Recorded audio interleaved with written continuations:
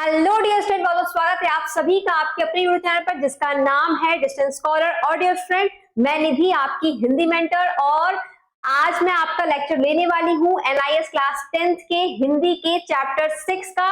So dear student, अगर आप भी क्लास 10th में हो और हिंदी के सिलेबस को लेकर परेशान है तो हमारे डिस्टेंस स्कॉलर के चैनल पर आपको हिंदी के सभी चैप्टर्स का explanation with important question answer, writer name and all detail के साथ मिल जाएगा। तो उसकी मैंने पूरी प्लेलिस्ट बना रखी है, आप जाके सारे प्रीवियस लेक्चर को वहां से अटेंड कर सकते हो। और मैं गारंटी देती हूँ अपनी हर एक वीडियो के बाद कि अगर आप हमारे लेक्चर को अटेंड करते हो इस वीडियो के थ्रू तो आपको इसके बाद कोई और वीडियोस, गाइड बुक पढ़ने के लिए जरूरत नहीं पड़ेगी, और आपका जो भी एग्जामिनेशन का क्वेश्चन आंसर है सब इसी लेक्चर में से ही आने वाला है।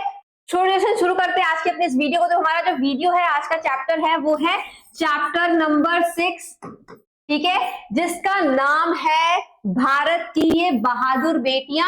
जिस चैप्टर में बेसिकली भारत में महिलाओं का क्या योगदान है, भारत के प्रगति में महिलाओं का क्या योगदान है, उनकी भारत में स्थिति कैसी थी वर्तमान काल में, भूतकाल में और भविष्य में कैसे रहने वाली है, इन सब बातों पे जोड़ दिया गया, बड़े बखूबी तरीके से बताया गया है। और कुछ महान हस्तियों का उदाहरण भी प्रस्तुत किया है, कुछ महान महिलाओं, कुछ असाधारण महिलाओं का यहाँ पे एग्जाम्पल भी सेट किया गया है जिन्होंने भारत के नाम को रोशन कर दिया। तो इस तरीके से पूरे चैप्टर में हमको पढ़ने मिलेगा। तो आइए शुरू करते हैं आज का अपना ये वीडियो। सो डियर फ्रेंड, मैं यहाँ पर चैप्टर का रीडिंग करूंगी और उस पर एक एक लाइन का आपको एक्सप्लेनेशन समझाते जाऊंगी जिससे आपको चैप्टर को समझने में आसानी होगी। तो यह लेख भारत की बहादुर बेटियां, भारतीय महिलाओं की शक्ति, साहस और उपलब्धियों का गौरववान करता है। जैसे कि मैंने आपको स्टार्टिंग बताया था कि ये जो पूरा चैप्टर है वो भारतीय महिलाओं के ऊपर है, चाहे भूतकाल में जो महिलाओं ने अपने शक्ति का, साहस का और अनेक चीजों का जो अपना परिचय दिया था और अपने आप को देश की प्रगति के लिए समर्पित किया था, या फिर जो वर्तमान काल की जो महिलाएं हैं जो कि असाधारण काम कर रही हैं और जिससे देश का नाम हो रहा है और देश प्रगति कर रहा है, तो उन्हीं सब के बारे में ये पूरा का पूरा चैप्टर है। आगे देखते हैं।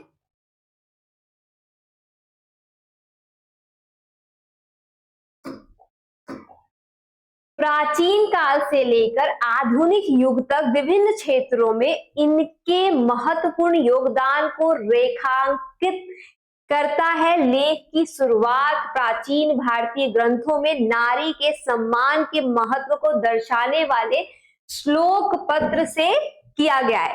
तो ये क्या है कि प्राचीन काल से लेकर, मतलब कि पुराने जमाने से लेकर के भूतकाल से लेकर वर्तमान काल तक में जितने भी विभिन्न क्षेत्र हैं, चाहे शिक्षा का क्षेत्र है, चाहे आप युद्ध का क्षेत्र मान लो, चाहे आप अंतरिक्ष का क्षेत्र मान लो, चाहे आप तमाम क्षेत्र हैं जहां पर महिलाओं ने अपना योगदान दिया है और देश को समृद्धि तक पहुंचाया है। और यहाँ पर एक लेख भी बताया गया है जो कि हमारे भारतीय ग्रंथों में से लिया गया है, जहां पे नारी के सम्मान के बारे में, जहां पे नारी के महत्व के बारे में बताया गया था। और यहाँ जो ये लेख है उससे समझ में आता है कि हमारा जो इतिहास रहा है वहां पर महिलाओं की क्या स्थिति थी, वहां पर महिलाओं को किस नजरिए से देखा जाता था, वहां पर महिलाओं का क्या योगदान था। तो ये श्लोक कहता है, यत् नारस्तु पूज्यते रमते तत्र देवता। मतलब यहाँ पर ये कह रहा है कि जहां पर महिलाएं पूजी जाती हैं वहां पर देवता निवास करते। तो यहाँ पर महिलाओं की तुलना डायरेक्ट देवी देवताओं से कर दी गई है। और ये भी कहता है कि जिस घर में, जिस जगह पे नारी का सम्मान होता है, नारी को महत्व दिया जाता है, नारी के वहां पर पूजा जाता है, वहां पर ही देवी देवताओं का वास होता है। तो इतनी बड़ी उपलब्धि थी भूतकाल में एक नारी की, ठीक है। यह बताता है कि प्राचीन भारत में महिलाओं को समाज में उच्च स्थान प्राप्त था, ठीक है। जैसा कि मैंने आपको बताया कि प्राचीन काल से ही महिलाओं को भारत में काफी ज्यादा ऊंचा स्थान प्राप्त था, ऊंचा दर्जा दिया जाता था, यहाँ तक कि देवी देवताओं के समान पूजा जाता था। इसका एक बेहतरीन उदाहरण है कि हम अपने देश में गंगा को गंगा माँ का दर्जा देते हैं, भारत को भारत माँ का दर्जा देते हैं। मतलब यहाँ पर जिस चीज से भी रिलेशन महिलाओं का जोड़ दिया जाता है की हम पूजा करने लगते हैं, उसका हम सम्मान करने लगते हैं। तो ये हमारा इतिहास रहा है कि हम हर जगह पे नारियों को सम्मानित करते आ रहे थे। यहाँ पर कुछ भारतीय महिलाओं का भी नाम दिया गया है जिनके बारे में कहा गया है कि ये विदुषी महिलाएं थी जिनको काफी ज्यादा इतिहास में सम्मान प्राप्त था। और इनका उदाहरण हर जगह दिया जाता है जब भी नारियों की बात की जाती है, भारतीय नारियों की बात की जाती है। लाइक कुछ एग्जाम्पल है गार्गी, मैत्री, गौतमी और अपाला जैसी विदुषी। विदुषी मतलब इंटेलिजेंट, तेज, प्रखर, ठीक है। ऐसी महिलाओं का उदाहरण हमेशा दिया जाता है जिन्होंने सामाजिक और बौद्धिक जीवन में महत्वपूर्ण भूमिका निभाई है, ठीक है। आगे बढ़ते हैं।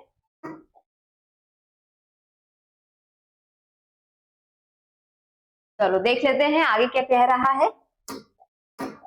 लेख आधुनिक काल में भारतीय महिलाओं के पुनरुत्थान पर प्रकाश डालता है, जहां शिक्षा के प्रसार में उन्हें आत्मविश्वास और क्षमता से भर दिया, स्वतंत्रता संग्राम में अभूतपूर्व योगदान का उल्लेख किया, जिसमें पहले इतना समझ लेते हैं। ये कह रहा है कि आधुनिक काल में भी भारतीय महिलाओं के पुनरुत्थान पर प्रकाश डालता है। ये जो पूरा चैप्टर है ये केवल भूतकाल की ही महिलाओं के बारे में नहीं बता रहा है, बल्कि आधुनिक काल में, वर्तमान काल में भी जो महिलाएं हैं उन्होंने देश के लिए क्या किया, उन्होंने देश की प्रगति के लिए क्या किया, कैसे अपना योगदान यहाँ पर साझा किया है, उसके बारे में ये पूरा चैप्टर होने वाला है।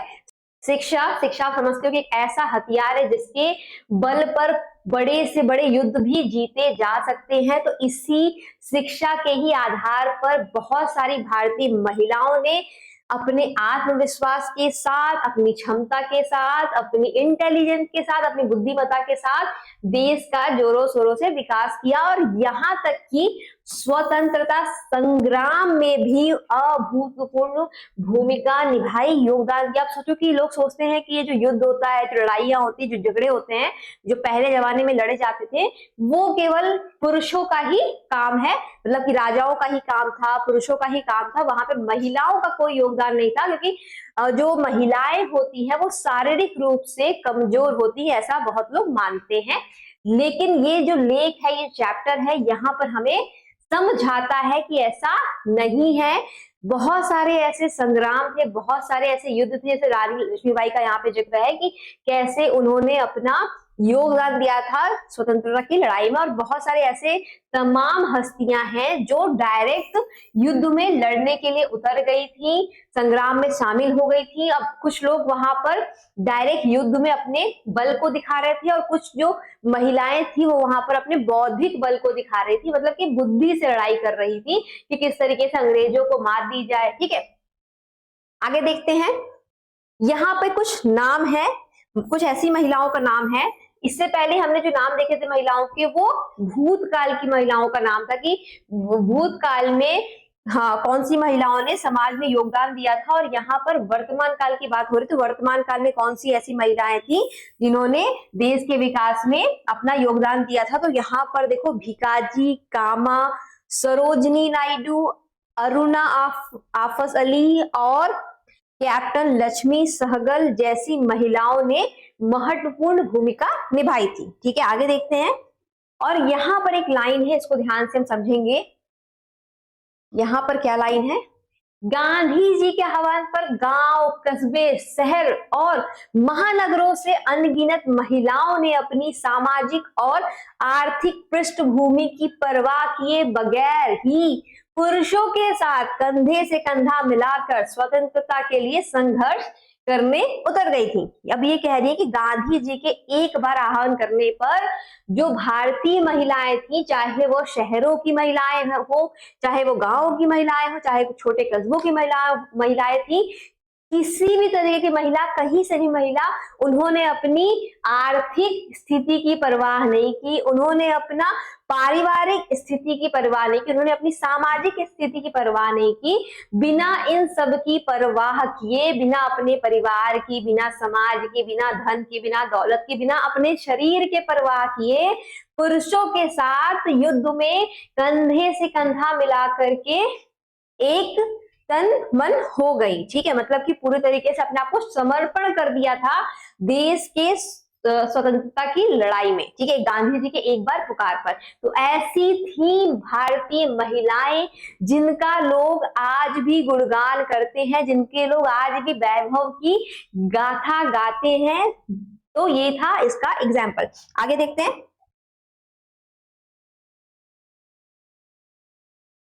अब देखते हैं यहाँ पे, अभी तक बात चल रही थी यहाँ पर भूतकाल की और फिर आजादी का दौर। तो इस दो दौर में महिलाओं का क्या योगदान थे, कौन कौन सी महिलाओं का ने बढ़ चढ़ के हिस्सा लिया था समाज में, देश को प्रगति के पथ पर ले जाने के लिए। अब देखते हैं यहाँ पर देश की आजादी के बाद से क्या होता है।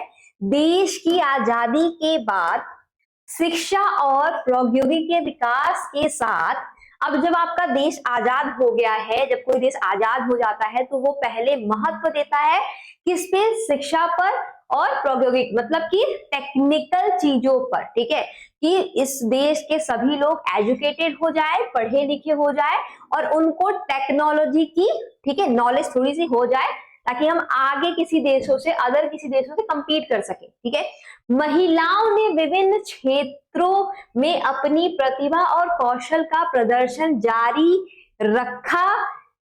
ठीक है, लेख इस बात पर जोर देता है कि आज महिलाओं को पुरुषों से कम नहीं माना जाता है।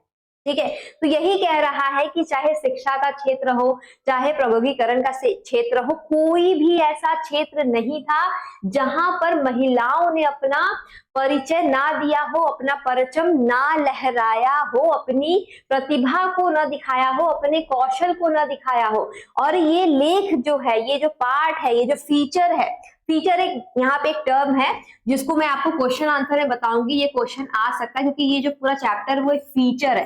तो फीचर क्या होता है, ठीक है, ये क्वेश्चन मोस्ट इंपॉर्टेंट क्वेश्चन है इस पूरे चैप्टर का, तो उसको आगे हम समझेंगे। ठीक है, तो ये जो पूरा चैप्टर है उसमें इसी बात पे जोर दिया गया है कि महिलाएं किसी भी क्षेत्र में पुरुषों से कम नहीं थी, ना कि उनको समाज में निचला दर्जा दिया जाता था, बल्कि उन्हें भी पुरुषों के बराबर ही माना जाता था। आगे देख रहे हैं।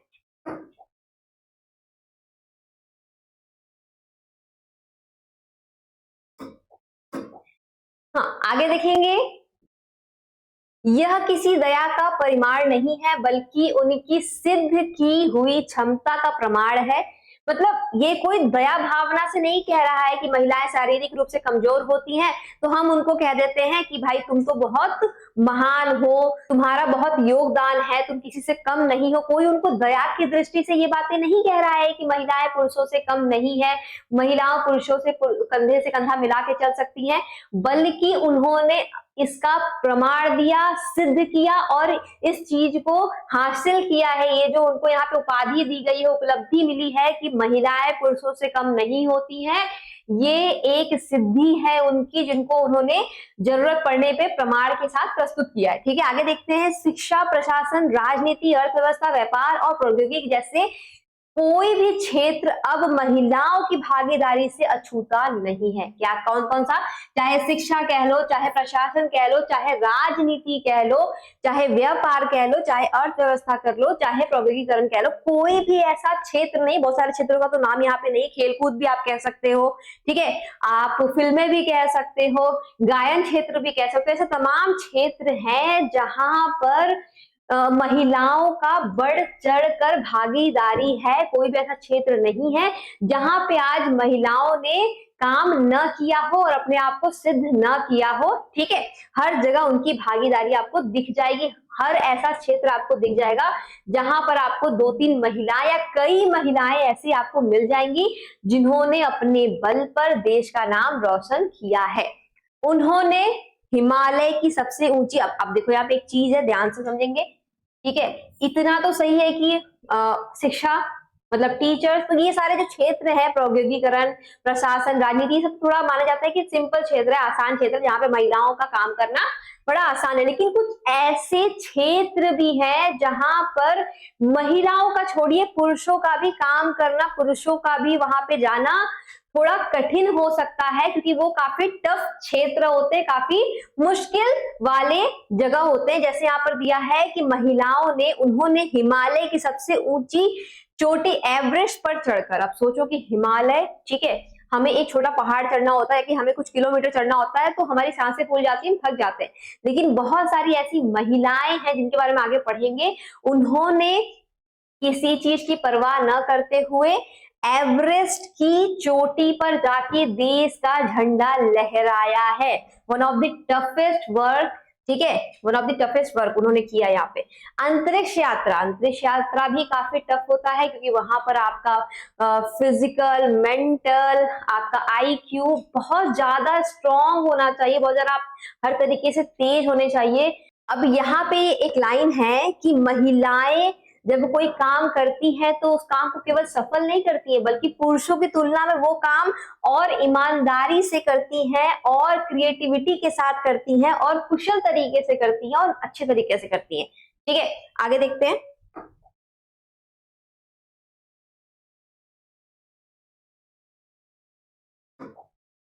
आगे पढ़ेंगे। आज समाज के हर वर्ग की महिलाएं समाज निर्माण में सक्रिय रूप से योगदान दे रही हैं, चाहे वो साधारण, मध्यम या निर्धन परिवारों से हो। अभाव उनकी क्षमता के आगे बौना साबित होता है। बहुत अच्छी लाइन है यहाँ पे, ये कह रहा है कि जो महिलाएं हैं, जो doctor, nurse, teacher, astronaut, engineer, scientist, ये जो बन रही हैं, ये वो महिलाएं ही नहीं केवल जो कि अच्छे घर से आती हैं, अच्छी सोसाइटी से आती हैं, अच्छी जगह से आती हैं, या फिर जिनको पेरेंट्स का पूरा सपोर्ट मिलता है, और फिर जो थोड़ा पैसे वाली होती, बल्कि वो हर वर्ग से आती हैं, चाहे गरीब कह लो, चाहे अमीर कह लो, हर वर्ग की, चाहे किसी भी जाति की कह लो, हर वर्ग की महिलाएं अपना योगदान वहां पे दे रही हैं। और इनके आगे उनके अभाव मतलब जो कमी है उनको, ठीक है, जो उनकी कमी है वो उनके आगे बौना लगता है। जो उनकी स्किल्स हैं, जो उनकी क्षमता है, उसके आगे उनके अभाव वहां पे बौने साबित होते हैं। ठीक है, आगे देखते हैं। उन्होंने यह साबित कर दिया कि साहस और आत्मविश्वास के बल पर किसी भी कठिनाई या चुनौतियों को पार किया जा सकता है। तो मैं हर बार कहती हूँ कि अगर कोई चीज ठान लो, अगर साहस कर लो, अगर हिम्मत कर लो, अपने अंदर कॉन्फिडेंस पैदा कर लो, आत्मविश्वासी बन जाओ, तो किसी भी मुश्किल को, किसी भी चुनौतियों को, किसी भी एग्जाम को आप मिनटों में पास कर सकते हो, आप चुटकी बजाते पास कर सकते हो, बड़ी सरलता से पास कर सकते हो, जैसे कि यहाँ पे महिलाओं के बारे में लिखा गया है। आगे देखते हैं। इसी कारण से भारतीयों को पार किया जाता है,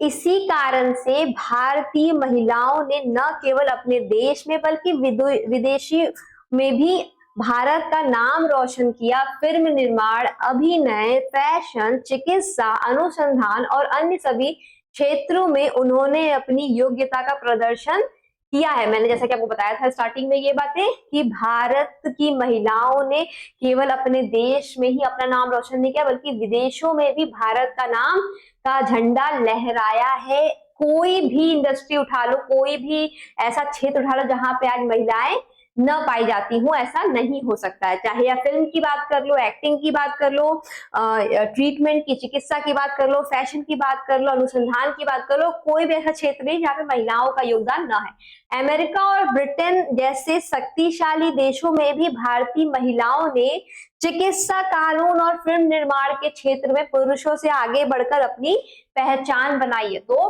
केवल देश नहीं, केवल देश नहीं, यहाँ पे दो विदेशी देशों का भी नाम लिखा हुआ है, अमेरिका और ब्रिटेन, जहां पर कई ऐसे क्षेत्र हैं जहां पर महिलाओं ने पुरुषों से बढ़कर अपना नाम कमाया है। अब देखते हैं आगे क्या होता है। इस लेख में भारत की दो असाधारण आधुनिक महिलाओं कल्पना चावला और बचेंद्री पाल के जीवन और उपलब्धियों पर विशेष ध्यान केंद्रित किया है। ठीक है, अब चैप्टर की स्टार्टिंग होती है। अब कुछ महत्वपूर्ण क्वेश्चन आंसर यहाँ से उठ के आ सकते हैं, क्योंकि दो असाधारण महिलाओं के बारे में ही पूरा चैप्टर है। जो पहली असाधारण महिला है वो है कल्पना चावला, और जो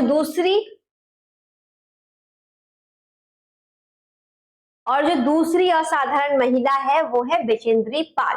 कल्पना चावला अंतरिक्ष में जाने वाली पहली भारतीय महिला थी। तो ये one of the most important question है इस चैप्टर का, या जीके का भी क्वेश्चन कह लो। ये तो आपको बात पता होनी चाहिए कि भारत की पहली ऐसी कौन सी महिला थी जो कि अंतरिक्ष में गई थी। तो उसका जवाब है कल्पना चावला। उनका जन्म कहाँ हुआ? तो उनका जन्म हरियाणा के करनाल में एक साधारण व्यापारी के परिवार में हुआ था। इस बात को भी ध्यान रखना। अंतरिक्ष विज्ञान के प्रति उनका जुनून बचपन से ही था, मतलब बचपन से उन्होंने डिसाइड कर लिया था, या फिर जब भी वो अंतरिक्ष विज्ञान के बारे में पढ़ती थी तो उनको अंदर से लगता था कि मुझे इसी क्षेत्र में जाना है, इसी में आगे अपना नाम कमाना है और मुझे अंतरिक्ष में तो जाना ही है। ठीक है, तो बचपन से उनके ये सर पे जुनून सा सवार था। परिवार के विरोध के बावजूद उन्होंने एरोनॉटिकल इंजीनियरिंग की पढ़ाई की और उच्च शिक्षा के लिए अमेरिका गई, जहां उन्होंने एरोस्पेस इंजीनियरिंग में मास्टर्स और पीएचडी की डिग्री हासिल की। तो ये तो उनकी यहाँ पे पूरा जीवन परिचय चल रहा है, जो कि आपके क्वेश्चन में डेफिनेटली पूछा जाएगा। तो इन सबको याद रखना कि उनका जन्म कहाँ पे हुआ था और उसके बाद उनका इंटरेस्ट किस क्षेत्र में था, वो पढ़ाई के लिए कहाँ गई थी। तो ये पूरा जिक्र, इसका स्क्रीनशॉट लेके आप नोट्स बना सकते हो। ठीक है, उन्होंने कौन कौन से कोर्सेज किए थे, तो ये सब है। ठीक है, आगे देखते हैं।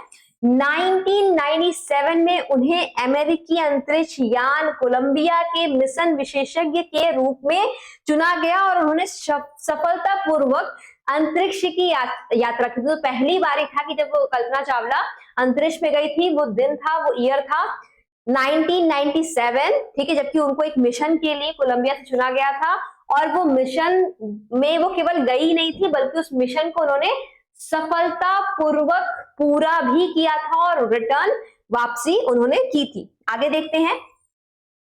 फिर क्या होता है कि जब उन्होंने पहला मिशन अपना कंप्लीट कर लिया तो उनको फिर दूसरे मिशन के लिए भी चुना जाता है। दूसरा मिशन कब था? 2003 में। 2003 में अपने दूसरे मिशन के दौरान कोलंबिया यान के दुर्घटनाग्रस्त होने से उनकी दुखद मृत्यु हो गई, जिससे पूरी दुनिया स्तब्ध रह गई। भारत ने उन्हें श्रद्धांजलि अर्पित की और मौसम संबंधी उपग्रह मेटसेट का नाम कल्पना 1 रखा गया। ठीक है, अब जब वो दूसरे मिशन पे जाती हैं 2003 पे, तो वहां पर उनका जो यान है उसमें कोई दुर्घटना हो जाती है, और ये दुखद समाचार था पूरे भारत देश के लिए, पूरे विश्व के लिए, कि उनकी वहां पे दुखद मृत्यु हो जाती है। मतलब भारत की ये बेटी अंतरिक्ष में दोबारा जब गई तो वहां से कभी लौट के वापस नहीं आ सकी। तो भारत ने उनको श्रद्धांजलि समर्पित की, अर्पित की, और एक बहुत बड़ा उपलब्धि उनको वहां पे मिला कि जो मौसम संबंधी उपग्रह है हमारे देश का, भारत का, सेटमेट, जिसका पहले नाम सेटमेट था, उसको बदलकर अब कल्पना 1 रखा गया, जिससे उनका नाम अमर हो गया। अब हम चाह के भी जिससे उनका नाम अमर हो गया और वो हमेशा के लिए हमारी यादों में बस गई। ठीक है, आगे देखते हैं। तो वहां पर इस चैप्टर की पहली असाधारण महिला का व्याख्या था, जिक्र था। अब हम पढ़ेंगे इस चैप्टर के, इस लेख की, इस फीचर की दूसरी असाधारण महिला, जिनका नाम था बचेंद्री पाल। बचेंद्री पाल एवरेस्ट की चोटी पर चढ़ने वाली भारत की पहली महिला थी। तो वहां पर हमने जाना कि जो कल्पना चावला थी वो अंतरिक्ष में जाने वाली पहली भारतीय महिला थी, जो कि हमारे लिए बड़ा ही गर्व की बात है। और यहाँ पर हम देख रहे हैं कि जो बचेंद्री पाल थी वो भारत की पहली ऐसी महिला थी जिन्होंने एवरेस्ट की शिखर पर, एवरेस्ट की चोटी पर जाके भारत का झंडा लहराया था। ठीक है, तो उनका जन्म कहाँ हुआ था? उनका जन्म हुआ था 1954 में उत्तराखंड के चमोली जिले कि एक साधारण परिवार में, ठीक है, कल्पना चावला का जन्म वगैरह मैंने पूरा बताया था, इनका भी यहाँ पे स्क्रीनशॉट ले लो, नोट्स बना लो कि यही सारे इंपॉर्टेंट क्वेश्चन आंसर है जो आपसे एग्जामिनेशन में पूछे जाएंगे, जिसको अभी हम आगे देखेंगे। ठीक है, आगे देखिए, बचपन से ही उन्हें पहाड़ों पर चढ़ने का शौक था, जिसका उनके परिवार ने विरोध किया। तो कल्पना चावला के साथ भी सेम हुआ था, जब उनके सर पे जुनून सवार था बचपन से ही कि मुझे अंतरिक्ष में जाना है, अंतरिक्ष की पढ़ाई करनी है, तो परिवार ने उनका विरोध किया कि महिला हो, ये तुम्हारे लिए संभव नहीं है, ये सब पुरुषों के काम है कि वो अंतरिक्ष पे जाते हैं, वो वहां पे चीजें करते हैं। इस तरीके से इनके साथ भी होता है, बचेंद्री पाल के साथ भी उनको उनका परिवार समाज रोकता टोकता है कि पहाड़ों पे चढ़ना ये सब पुरुषों के काम है, तुम महिला हो, तुम इन कामों के लिए नहीं बनी हो। तो इस तरीके से उनको बहुत विरोध सहना पड़ता है और आर्थिक जिल्लत भी सहनी पड़ती है, लेकिन इनकी हिम्मत यहाँ पे नहीं टूटी। आगे देखते हैं, लेकिन उन्होंने हार नहीं मानी और पर्वतारोहण का प्रशिक्षण किया। गरीबी के कारण उन्हें अपनी पढ़ाई जारी रखने के लिए सिलाई का काम भी करना पड़ा। उन्होंने संस्कृत में एमए और बीएड की उपाधि प्राप्त की। ठीक है, तो आपको पता है कि जब हम अंतरिक्ष में जाते हैं या फिर पहाड़ों पे चढ़ते हैं तो सबकी अपनी अपनी एक जटिल कठिन पढ़ाई होती है, जिसको बड़े ही मन और लगन के साथ करना पड़ता है कि ऐसे ही नहीं कि आपका मन हुआ चलो आज पहाड़ पे चढ़ते हैं, एवरेस्ट के शिखर पे चढ़ते हैं और आप चढ़ जाओगे। इन सब के लिए प्रॉपर ट्रेनिंग होती है, आपका पूरा का पूरा फिजिकल और मेंटल पूरा हेल्थ चेकअप होता है और आपको उस तरीके से पूरी ट्रेनिंग दी जाती है कि आप मानसिक और शारीरिक रूप से हर तरीके के अवरोध को सहने के लिए तत्पर रहो। ठीक है, तो इनके साथ भी होता है कि उन्होंने वहां पे ट्रेनिंग ली पर्वतारोहण की। ठीक है, और एक और चीज इनके साथ मैंने बताया था, ये गरीब परिवार से थी और गरीबी के चलते बीच में इनको बहुत सारे ऐसे सिचुएशन का सामना करना पड़ा कि इनको लगा मेरी पढ़ाई यहाँ पे छूट जाएगी, लेकिन कहते हैं ना जहाँ पे चाह है वहां पे राह है, अगर आप अंदर कुछ भी ठान लो तो वो चीजें आपको मिल के रहती है। एक डायलॉग है एक मूवी का कि अगर हम सच्चे मन से किसी को चाहते हैं तो पूरी कायनात हमें उसे मिलाने की कोशिश करती है, तो इनके साथ भी कुछ ऐसा ही होता है। तो इनका वहां पे चाहत, इनका वहां पे लगन सच्चा था। ठीक है, तो इन्होंने अपनी पढ़ाई जारी रखने के लिए क्या किया, सिलाई का काम किया और उस पैसे से इन्होंने अपनी एमए किया संस्कृत से और बीएड भी किया संस्कृत से और उसकी उपाधि प्राप्त करी। आगे देखते हैं, 1984 में उन्होंने एवरेस्ट की चोटी पे पहुंचकर इतिहास रचा और भारत का झंडा फहराया। ठीक है, तो ये वही दिन था, ये वही सन था 1984, जबकि ये महान महिला, ये असाधारण महिला शिखर पर पहुंचती है एवरेस्ट के और वहां पर फहराती है भारतीय झंडा। ठीक है, आगे देखते हैं,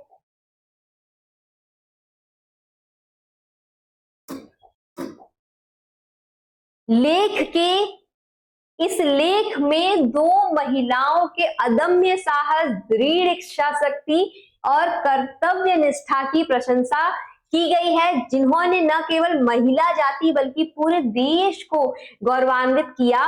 वे सामान्य पृष्ठभूमि से थीं और उन्होंने सीमित सुख सुविधाएं प्राप्त की थीं, लेकिन अपने आत्मविश्वास और लगन से उन्होंने सभी बाधाओं को पार किया और अपने लक्ष्य को प्राप्त किया। उनकी कहानियां भारतीय महिलाओं के अदम्य भावना और क्षमता का प्रतीक है।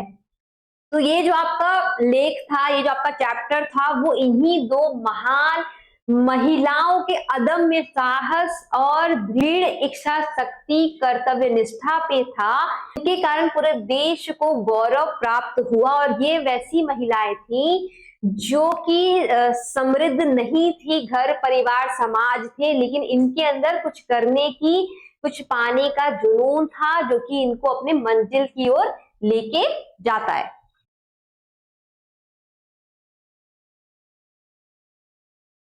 अब यहाँ पे एक बार फिर से भारतीय महिलाओं के अदम्य साहस के बारे में बताया गया है, तो आप इसको स्क्रीनशॉट लेके रीड आउट कर लेना, तो आपको चीजें समझ में आ जाएंगी। अब हम सीधे चलते हैं इस चैप्टर के इंपॉर्टेंट क्वेश्चन आंसर पर, क्योंकि वही आपके एग्जामिनेशन में आने वाला है। तो चलते हैं।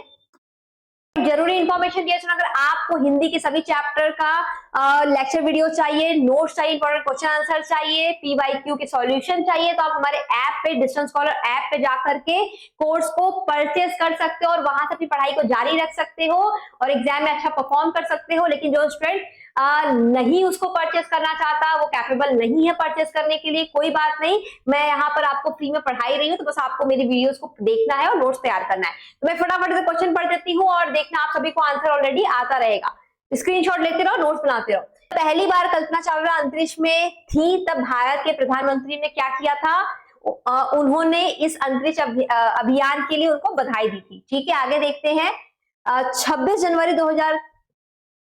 ओके, तो जो दूसरा क्वेश्चन है, यहाँ पर 4-5 लाइनें दी गई है, जैसे कि कुछ लाइन मैं आपको पढ़ दे रही हूँ। 26 जनवरी 2003 को केनेडी अंतरिक्ष केंद्र से आसमान में उड़े अंतरिक्ष यान में बैठे लोगों में एक कल्पना चावला भी थी। दूसरा यहाँ पे लाइन है, कोलंबिया मिशन के लिए कल्पना भी चुनी गई थी। तीसरी कुछ लाइन है यहाँ पे, अपने 7 साथियों के साथ 1 फरवरी 2003 की शाम अंतरिक्ष की बेटी अंतरिक्ष में समा गई। तो ये कुछ लाइनें हैं यहाँ पर जिनको आपको रीअरेंज करना है, सीक्वेंस में लगाना है, मतलब कि सही क्रम में लिखना है कि पहले कौन सी लाइन होगी, दूसरे में कौन सी लाइन होगी, तीसरे में कौन सी लाइन होगी। तो स्क्रीनशॉट ले लो, नंबरिंग वहां पे आंसर लिखा हुआ है और उसको आप देख के लिख सकते हो। आगे देखते हैं। कल्पना की दुखद मृत्यु के पश्चात भारत के प्रधानमंत्री ने विशेष घोषणा की थी। वो घोषणा क्या थी? मैंने वैसे लेक्चर में बताया था। मेडसेट अब कल्पना 1 के नाम से जाना जाएगा। तो ये उनको हमारे साइड से श्रद्धांजलि थी भारत की तरफ से। क्वेश्चन नंबर 4 देखते हैं। एरोनॉटिकल इंजीनियरिंग को अपना विषय चुनने पर कल्पना चावला के सहपाठियों ने उसका मजाक उड़ाया। क्या आपको सही होने पर भी कभी आपके साथियों ने गलत साबित करने की कोशिश की, तब आपने क्या किया था? ठीक है, तो स्क्रीनशॉट ले लो। ये तो आप जनरल बेसिक क्वेश्चन है जिसको आप खुद से भी कर सकते हो। आगे देखते हैं। एवरेस्ट अभियान दल में बेचेंद्री पाल के साथ निम्न में कौन थे? तो ये इंपॉर्टेंट क्वेश्चन है। अंग दोराजी जो कि पार्टनर थे, ठीक है, किसके? बेचेंद्री पाल के, किसमें? एवरेस्ट अभियान दल में। ठीक है, ये देखना इंपॉर्टेंट क्वेश्चन है। बेचेंद्री का पर्वतारोही बनने का संकल्प किस बात से मजबूत हुआ?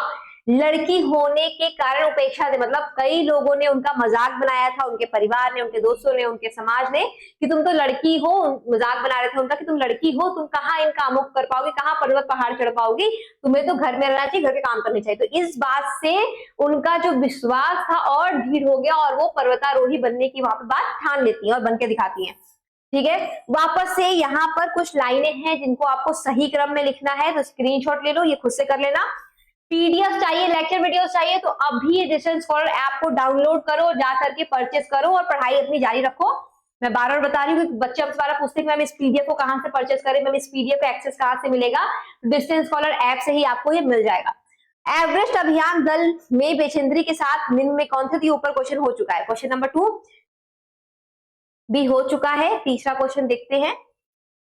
हाँ, कुछ क्वेश्चंस लेते हैं, ये आप स्क्रीनशॉट लेना, काफी इंपॉर्टेंट क्वेश्चन आंसर है। कल्पना चावला को लोगों ने एरोनॉटिकल इंजीनियरिंग पढ़ने से क्यों मना किया? अगर आपके जीवन में ऐसी परिस्थिति आए तो आप कल्पना के जीवन से क्या प्रेरणा लेना चाहेंगे? तो स्क्रीनशॉट ले लो। मैंने बताया था कि लोग उनको वहां पे डिस्करेज कर रहे थे कि ये काम तुम्हारा नहीं है, ये काम लड़कों का होता है, मत करो, मत इस पढ़ाई को जारी रखो, तुम्हें एडमिशन नहीं मिलेगा, तुम वहां नहीं जा सकती, बहुत तमाम बातें थी। ये देखो यहाँ पर, इसको स्क्रीनशॉट ले सकते हो। ठीक है, आगे देखते हैं। बेचेंद्री पाल ने सिलाई करके पढ़ाई जारी रखी। यदि आपके सामने भी ऐसी कोई स्थिति आएगी, आर्थिक या पारिवारिक समस्या आए, तो उसका मैंने बताया था कि बेचेंद्री पाल की जो आर्थिक स्थिति थी वो ठीक नहीं थी, जिसके कारण उनको वहां पे सिलाई करना पड़ा। क्वेश्चन यही है कि उन्होंने वहां पे सिलाई करके अपनी पढ़ाई जारी रखी। तो अगर आपके लाइफ में भी ऐसा कोई सिचुएशन आता है तो आप क्या करोगे? पढ़ाई छोड़ दोगे या कोई ऑल्टरनेट सॉल्यूशन निकालोगे, कोई उसका समस्या का हल निकालोगे जिससे आप अपनी पढ़ाई भी जारी रख सकते हो और अपने सपनों की ओर कदम भी बढ़ा सकते हो। आगे देखते हैं। हाँ, एक क्वेश्चन जिसके बारे में मैं आपको बता रही थी वो इस चैप्टर का मोस्ट इंपॉर्टेंट क्वेश्चन है। अब देखो, फीचर किसे कहते हैं? भारत की बहादुर बेटियां एक फीचर है, सिद्ध करिए। ये इंपॉर्टेंट क्वेश्चन है, स्क्रीनशॉट ले लो, नोट्स बना लो, यहीं से मैं बता रही हूँ, सुन लो, याद कर लो।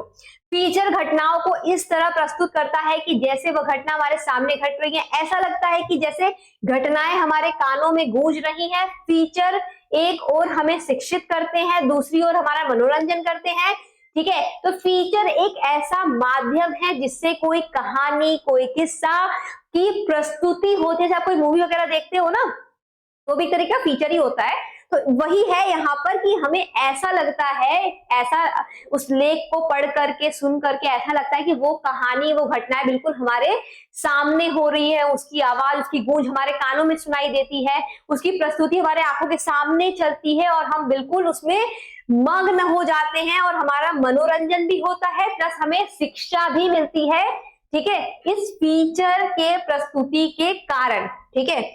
तो ये एक रोचक तरीका है बच्चों को जागरूक करने का, ठीक है। आगे देखेंगे तो एक क्वेश्चन और था कि क्या भारत की बहादुर बेटियां एक फीचर है? जब हम भारत की बहादुर बेटियां पढ़ते हैं तो हमें पता चलता है कि इससे कल्पना चावला, बचेंद्री पाल की दो बहादुर बेटियों के साथ क्या घटनाएं हुई, किस क्रम में हुई, ठीक है। तो बहुत सारी ऐसी बातें हैं जो हमें पता चलती हैं इन दो महान महिलाओं के बारे में, बचेंद्री पाल के बारे में, कल्पना चावला के बारे में। और जब उनके पूरे जीवन का परिचय हम देखते हैं, सुनते हैं, तो ऐसा लगता है कि सारा कुछ हमारे सामने ही हो रहा है, जिससे सिद्ध होता है कि ये एक तरीके का फीचर है और इस लेख से हम बिल्कुल जुड़ जाते हैं, कनेक्ट हो जाते हैं, अपनत्व फील होने लगता है। कुछ क्वेश्चन है जिसका आप यहाँ पे स्क्रीनशॉट ले सकते हो और कर सकते हो अपने से। कल्पना चावला और बचेंद्री पाल अपने विषयों में सोच समझकर स्वयं फैसला लेने वाली साहसी, दृढ़ निश्चयी, आत्मविश्वासी महिलाएं हैं, इसलिए वे आज इस रूप में याद की जाती हैं। इसी तरीके की एक महिलाओं पर एक फीचर लिखिए। तो ये आपको लिखना है। आपने दो महिलाओं का यहाँ पे परिचय पढ़ा, जाना उनके बारे में, ठीक है, कैसे वो उनकी बहादुरी ने देश को गौरव प्रदान किया और उनके खुद के सपने किस तरीके से पूरे हुए, ऐसी आपको किसी महिला के बारे में लिखना है, ठीक है, और उनकी पूरी कहानी यहाँ पे फीचर के माध्यम से प्रस्तुत करनी है, ठीक है। आप इसका भी स्क्रीनशॉट ले सकते हो, इसको भी लिख सकते हो, या फिर अगर आपके पास कोई स्टोरी है तो उसको आप उसका भी जिक्र कर सकते हो। आज भी हमारे समाज में कुछ हिस्सों में लड़के और लड़कियों में भेद किया जाता है, क्या आपकी दृष्टि में यह उचित है? तर्क सही बताइए। तो ऑब्वियस सी बात है कि समाज में आज भी बहुत ऐसी जगह है, क्षेत्र है, जहां पर महिलाओं और पुरुषों की आपस में तुलना होती है कि तुम ज्यादा श्रेष्ठ हो, महिलाएं उतनी श्रेष्ठ नहीं होती है। तो आपके नजर में ये सही है? अगर सही है तो क्यों, गलत है तो क्यों, ठीक है। अब यहाँ पे कुछ क्वेश्चन है जो कि आपके हर चैप्टर में आता है, सिमिलर क्वेश्चन, कि ये अनुच्छेद है, ठीक है, एक पूरा अनुच्छेद है यहाँ पर जिसको आपको पढ़ना है और उससे रिलेटेड कुछ नीचे क्वेश्चन आंसर दिए जाते हैं, जिसका आंसर उसी अनुच्छेद रेखन में छुपा होता है, जिसको आपको नीचे लिखना होता है, ठीक है। तो ये आपको करना है, मैं इसका आंसर यहाँ पे नहीं दे रही हूँ क्योंकि अनुच्छेद लेखन का आंसर बिल्कुल उसी अनुच्छेद में छिपा होता है जो कि इजी होता है, ठीक है। आगे देखते हैं, प्राचीन काल में भारतीय नारियों की क्या दशा थी? कुछ के नाम का उल्लेख करिए। तो मैंने स्टार्टिंग में बताया था कि भारत में प्राचीन में जो नारियां थी वो भगवान के स्वरूप समझी जाती थी और गार्गी, मैथिली, ऐसी बहुत तमाम नारियां थी जिनको समाज में उच्च स्थान प्राप्त था, ठीक है। आजादी की लड़ाई के दिनों के किन नारियों के नाम आपके मस्तिष्क में याद आते हैं? जब भी हम आजादी के बारे में पढ़ते हैं, आजादी की लड़ाई के बारे में पढ़ते हैं अपने भारत देश के, तो हमें कौन कौन सी महिलाओं का नाम याद आता है? तो उसके बारे में आपको यहाँ पे लिखना है, जो कि मैंने आपको ऊपर भी समझाया था। कल्पना चावला का जन्म कब और कहाँ हुआ? तो मैंने स्क्रीनशॉट ऊपर लेने को कहा था, आपको वही यहाँ पे लिखना है।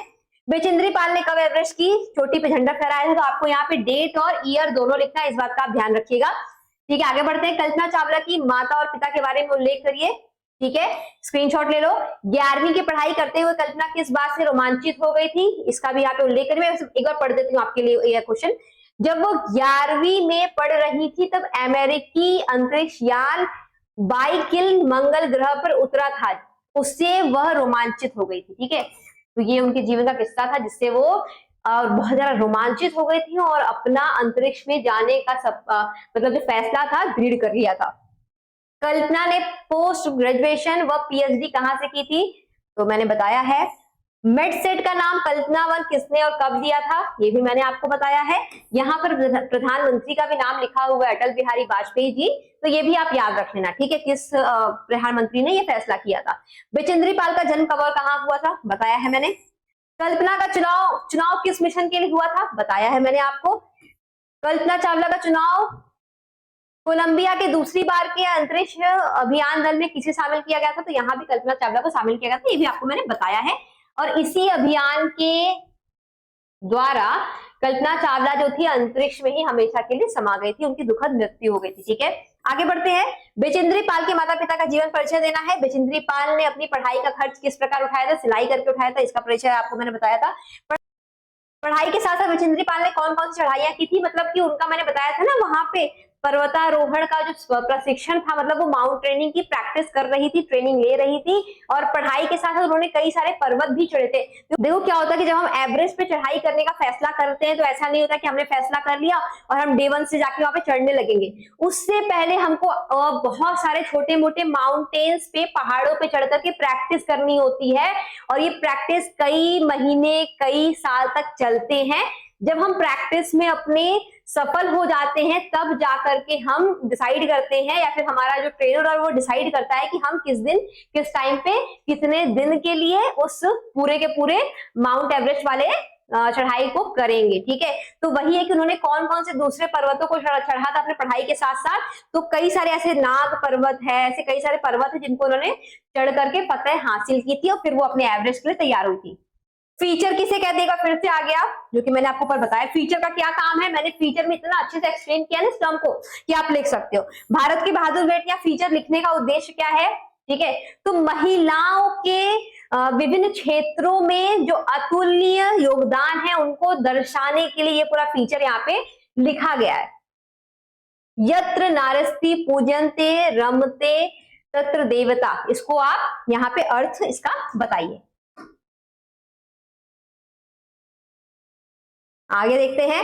आज महिलाओं पुरुषों से कम नहीं है, इसका स्पष्ट कीजिए, मैंने बताया है बार बार ये सारी बातें, ठीक है। अब फिर से यहाँ पर है कि गद्यांश को पढ़िए और नीचे आंसर दीजिए। तो ऐसे ही इस चैप्टर के जो मोस्ट इंपोर्टेंट क्वेश्चन आंसर थे हमने यहाँ पे डिस्कस किए।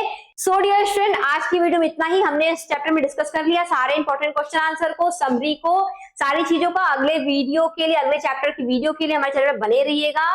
Thank you and thanks for watching.